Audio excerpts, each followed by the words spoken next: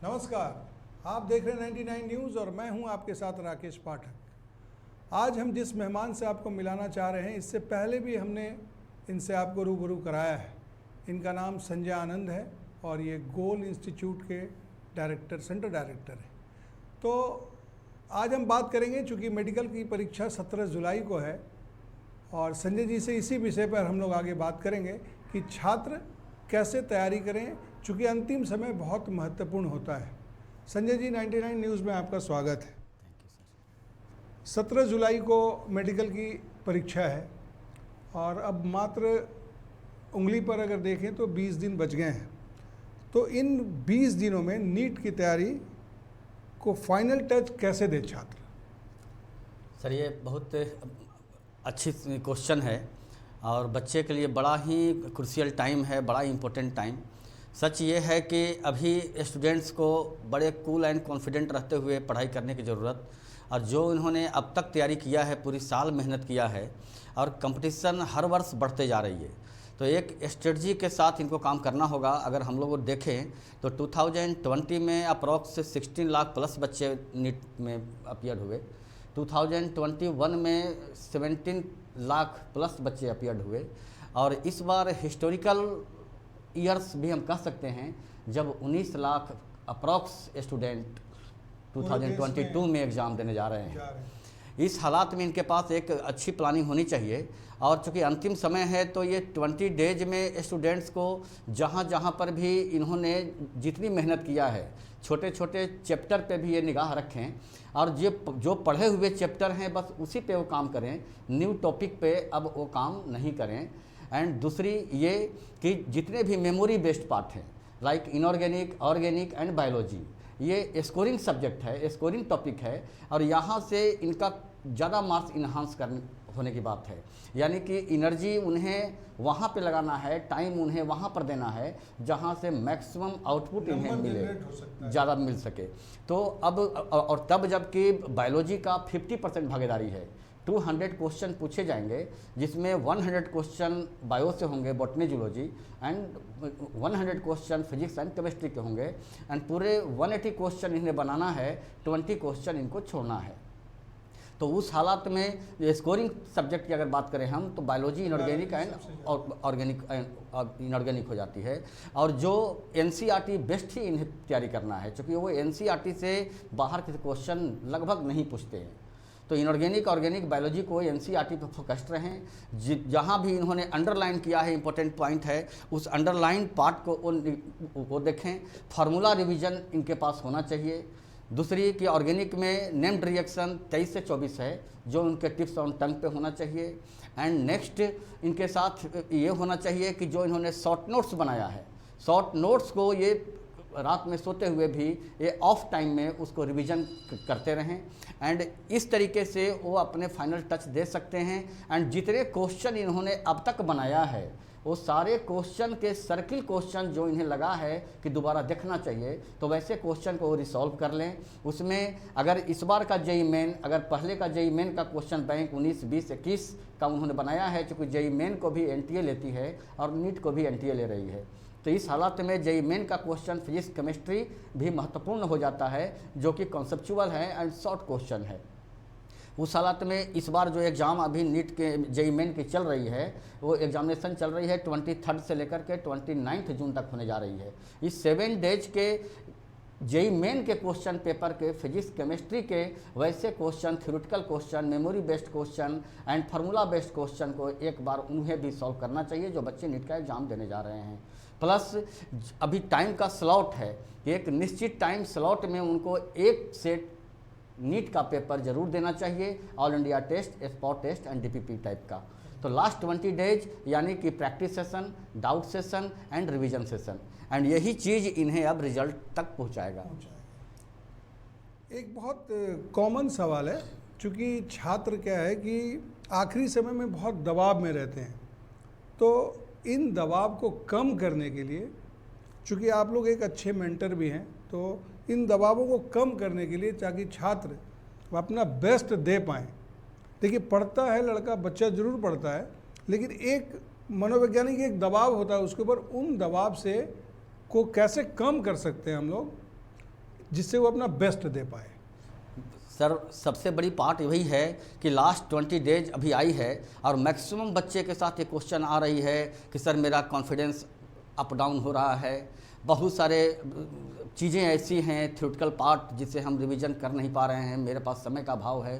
Question की practice किस तरीके से करें, और कभी भी जब ये टेस्ट दे रहे हैं तो इनके मार्क्स जब अप डाउन होते हैं तो इनका कॉन्फिडेंस लूज हो रहा है। स्वाभाविक है कि बच्चे का अभी हार्ट बीट बढ़ता है और ज़रा सा प्रेशर में आते हैं, लेकिन बच्चों को हम लोग ये बताते हैं कि कभी भी आप नेगेटिव प्रेशर नहीं लें, पॉजिटिव प्रेशर आप ले सकते हैं, क्योंकि पॉजिटिव प्रेशर होना भी चाहिए। तो पॉजिटिव प्रेशर मीन्स जवाबदेही और जिम्मेवारी आपकी है कि आपने जो मेहनत किया है, आपने जो पावर ऑफ नॉलेज लिया है, उसको बेस्ट इम्प्लीमेंट का मौका अब आपके पास आया हुआ है, जिसके लिए आपने इतने दिन तक रात दिन मेहनत किया, उस फसल को काटने की बारी अब आई हुई है। एंड 17 जुलाई को जब एग्ज़ाम देकर के आप बाहर निकलें तो आपके पास चेहरे पर वो विनिंग स्माइल दिखना चाहिए। और इसके लिए बहुत ज़रूरी है कि अंतिम 20 दिन में भी हम अंतिम ताकत झोंक दें, और यहाँ पर उन्हें ज़रा सा पॉजिटिव रहना है। किसी भी नेगेटिव इन्वायरमेंट से बचने की ज़रूरत, नेगेटिव दोस्तों से बचने की ज़रूरत, और पूरी तरह पॉजिटिविटी बना करके ये भावना जगाने की ज़रूरत कि आई कैन डू इट, और हम अपना बेस्ट दे सकते हैं। हम अपना बेस्ट देंगे क्योंकि God is always with me and every day is my day. आपका हर दिन आपका दिन है, और ईश्वर की शक्तियाँ, आपके माँ पिता, आपके पेरेंट्स, आपके वेल विशर, सबकी शुभकामनाएं, सबकी दुआएं, आशीर्वाद आपके साथ हैं। ये सोच के तहत वो मेहनत करें, और उसके बाद में बस ये समझें कि 17 जुलाई को होता क्या है, बस यही होता है येस या नो। और जो बच्चे पेशेंस रख करके आगे मेहनत करते हैं वही डॉक्टर बनते हैं। और गवर्नमेंट ने इसीलिए नीट में चांस लिमिट को भी ख़त्म कर दिया, एज लिमिट को भी ख़त्म कर दिया, यानी कि आप पेशेंस के साथ काम करें। सर उसका हल्का हुआ कि चांस लिमिट भी ख़त्म है। तो आप उन बच्चों को भी देखें, आज बहुत सारे बच्चे जिन्हें गवर्नमेंट डेंटल मिला और उन्होंने छोड़ दिया कि मुझे MBBS से कम नहीं चाहिए, और वो इस बार हम उम्मीद करते हैं कि वैसे बच्चे अब अच्छे रैंकर बनेंगे, इंडिया के टॉप कॉलेजेस में जाएंगे। तो ये पेशेंस का एग्ज़ाम है। तो आप इस भावना से दूर होकर के तैयारी को अंजाम दें कि मेरा क्या होगा या नहीं होगा। पेरेंट्स पे भी एक जवाबदेही है कि बच्चे के एक प्रेशर आता है कि अगर इस बार नहीं होगा तो मेरे पेरेंट्स क्या कहेंगे, हम उन्हें क्या जवाब देंगे। आप अपने बेस्ट के अधिकारी हैं, एवरी डे को बेस्ट दे सकते हैं, आप वो दीजिए। बाद में अफसोस ना हो और मलाल ना हो कि हम ये चीज़ कर लेते तो मेरा बेस्ट हो जाता। जैसे संजय जी पिछली बार भी एग्ज़ाम हुआ तो उसमें जो कट ऑफ था, इस बार क्या संभावना है कट ऑफ का? सर अगर हम लोग ऑल इंडिया लेवल पर देखें नीट की, तो पिछली बार ऑल इंडिया लेवल पर अगर जनरल की बात करें, EBC की बात करें, OBC की बात करें, EWS की बात करें, तो 595 मार्क्स लास्ट MBBS गया। और अगर हम लोग स्टेट की बात करें, अगर झारखंड की बात करें, तो 578 मार्क्स में फोर्थ राउंड लास्ट राउंड में बच्चे को MBBS मिला है। जनरल, OBC एंड EWS की कैटेगरी वाइज SC ST में या फिर ये घटता है मार्क्स। तो बच्चों को ये समझना है कि कंपटीशन कभी इजी नहीं होता और हर वर्ष ये टफ होते जा रही है। तो इस हालात में उन्हें इतने क्वेश्चन अटेम्प्ट लेने हैं और इतने एक्सपेरिमेंट अपने एग्जामिनेशन अभी टेस्ट में ही कर लेना है, ताकि न्यू इम्प्लीमेंट करने का मौका उनको एग्जामिनेशन हॉल में ना मिले। एंड 600 क्रॉस करने की क्षमता को डेवलप करना है, जो लास्ट 20 डेज में किया जा सकता है अगर वो स्कोरिंग सब्जेक्ट पर अच्छे से काम कर लें। देखिए, जैसे अभी आपने एक सवाल था जिसमें आपने कहा कि बायोलॉजी, ऑर्गेनिक और इनऑर्गेनिक, ये तीन जो हैं नंबर तो ज़्यादा इन्हांस करते हैं। तो एक टाइम मैनेजमेंट भी बच्चों के लिए चाहिए, चूँकि आप एक अच्छे गाइड के तौर पे कि वो कैसे अपने टाइम मैनेजमेंट को बांटें जिससे वो उनका काम और सहूलियत से हो पाए। सर टाइम मैनेजमेंट का मतलब हम कह सकते हैं कि स्पीड के साथ एक्यूरेसी, स्पीड के साथ एक्यूरेसी मेंटेन के लिए प्रैक्टिस एंड प्रैक्टिस। ये क्वेश्चन की जितना ज़्यादा से ज़्यादा क्वेश्चन की प्रैक्टिस होना चाहिए, जो बच्चे किए भी होंगे और कर भी रहे होंगे। और साथ में इनको ये समझना ज़रूरी है कि जो एग्ज़ाम का टाइम पीरियड है उस पीरियड में बच्चे की एनर्जी लेवल हाई होना चाहिए। और वो टाइम पीरियड जो एग्ज़ाम नीट की है 2 से 5:20 तक है, तो 2 to 5:20 PM तक इनको हर दिन एक टेस्ट पेपर घर में भी देना चाहिए। और अगर इंस्टीट्यूशन हमारे यहाँ वो चीज़ें चल रही है कि all India test, spot test, DPP हर अल्टरनेट डे पर हम लोग ले रहे हैं और बच्चों को पुश कर रहे हैं कि टेस्ट के बाद भी एक सेट जिस दिन टेस्ट ना हो आप मिनिमम घर में दें और सेम टाइम पीरियड में दें। दूसरी चीज़ें ये कि जो बनने वाले क्वेश्चन हैं सबसे पहले आप बनने वाले क्वेश्चन को बना लें और वैसा क्वेश्चन जो लगता है कि समय देने पर बन जाएगा वैसे क्वेश्चन को टिक मार करके आप आगे बढ़ें।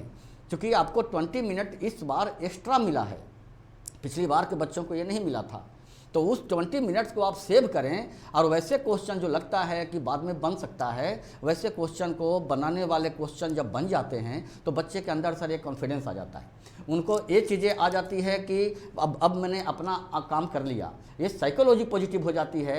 नतीजा है कि जब वैसे क्वेश्चन जो टिक मार करके छोड़े थे उसको री अटेम्प्ट एग्जामिनेशन हॉल में लेने का मौका मिलता है तो उसकी एक्यूरेसी की संभावना बढ़ जाती है, जो हम लोग देख रहे हैं। तो पहला तो ये करने की ज़रूरत है। दूसरी कि रिवीजन एंड जितने क्वेश्चन अब तक आपने बनाया जहाँ पे भी आपने सर्किल किया है वैसे क्वेश्चन को रिसॉल्व ज़रूर कर लें। एक बहुत इम्पॉर्टेंट सवाल है जो हम लोग के भी दिमाग में था कि लास्ट पीरियड में कौन कौन से टॉपिक पर ज़्यादा फोकस करना चाहिए। ये सर एक बड़ी चीज़ें हम लोग एक बात कह सकते हैं कि अंतिम समय में अंतिम ताकत झोंकना है और हमने कहा कि हमें अपने टाइम और एनर्जी को वहीं पर इन्वेस्ट करना है जहाँ से मुझे आउटपुट बेस्ट मिले। अब कंडीशन यहाँ बना हुआ है कि कौन कौन से टॉपिक, सच है कि सफलता का कोई शॉर्टकट तो होता नहीं है, बट लास्ट पीरियड में बच्चे क्या करें। तो इनऑर्गेनिक ऑर्गेनिक बायोलॉजी मैंने कहा कि NCERT के पे फोकस्ड रहें, अंडरलाइन पार्ट को जरूर देख लें। एंड सेकंड ये चीज़ करना चाहिए कि इंपॉर्टेंट टॉपिक मान लिया तो अगर फिजिक्स की बात करें तो वहाँ पर सबसे ज़्यादा क्वेश्चन जो NTA अब तक पूछी है जो ट्रेंड उनका रहा तो उसमें लगता है कि modern, current, then magnet, then optics and then heat and thermodynamics. अगर हम लोग केमिस्ट्री की बात करें तो केमिस्ट्री में केमिकल बॉन्डिंग जो पूरे केमिस्ट्री ओवरऑल केमिस्ट्री में बहुत इंपॉर्टेंट है, then coordination compound, then P block, साथ में कार्बोक्सिलिक एसिड, देन आगे alcohol ethers and phenol, then इनको आगे बढ़ना है फिर आगे तो periodic table, then P block और साथ साथ बायोमोलिक्यूल, पॉलीमर एंड हम लोग कह सकते हैं केमिस्ट्री इन एवरीडे लाइफ। अगर हम लोग बायोलॉजी की बात करें तो बायोलॉजी में ज़्यादा इंपॉर्टेंट टॉपिक जहाँ से क्वेश्चन ज़्यादा अब तक के पूछते हैं वो है genetics, evolution, ecology and then इसके बाद आ जाती है बातें रिप्रोडक्शन एंड साथ में इकोलॉजी की बातें हो गई, इवोल्यूशन हो गई एंड रिप्रोडक्शन, ये सब topic, plant physiology and animal physiology, in topic पर ये ज़्यादा फोकस्ड रहें। इनके बाद अगर इनके पास समय ज़्यादा मिलता है तब वैसे चैप्टर जो आपने पढ़ा है जो थ्योरेटिकल पार्ट को आपने जो अंडरलाइन किया है तो वैसे मेमोरी बेस्ड पार्ट का रिवीजन, बाकी फार्मूला बेस्ड क्वेश्चन इनसे ना छूटे, नेम्ड रिएक्शन का क्वेश्चन इनसे ना छूटे। तो देखा आपने संजय जी ने जो छात्रों के लिए जो टिप्स दिए वो हम उम्मीद करते हैं कि 17 तारीख को एग्ज़ाम होगा मेडिकल का, उनमें इन छात्रों को उनका ये टिप संजीवनी का काम करेगा। तो आप देखते रहिए 99 न्यूज़ और हम फिर संजय जी के साथ एक बार और मिलेंगे अन्य टॉपिक के साथ। तब तक के लिए हमें दीजिए इजाज़त। नमस्कार।